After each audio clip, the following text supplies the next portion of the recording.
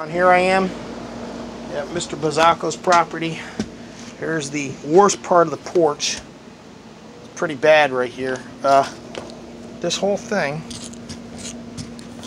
I don't know if you can see how much, but all of this whole thing is shot right in here. So what I'm going to do is I'm going to repair this whole section. There's no support underneath. Also, there's a ton of poison ivy out here. You wanted me to rake this up, put fresh pine straw, but that's all poison ivy, brother.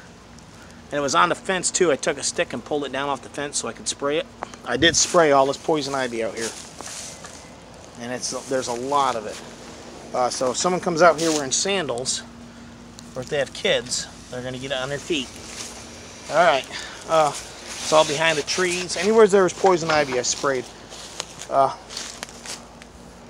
Here's your gate, getting built, nice and sturdy. Gonna have a nice latch. I couldn't use your hardware, it was way too big for the 2x4s. There's your hardware. All right, I'm afraid to turn the water on at the street because I don't know if there's a sink on the inside. I know the house has been open for a while, vacant. If I turn the water on at the street and water overflows somewhere in the house, I might have an issue. If someone is living here, I want to have a problem, but the water is shut off. So I'm going to spray everything down to bleach. I really don't think you should pressure wash this deck.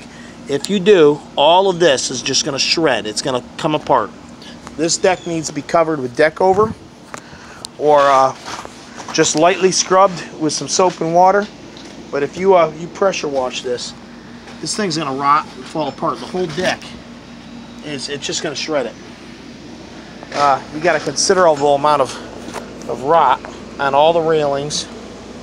I mean, this stuff I could take my hand and grab it and rip it apart. So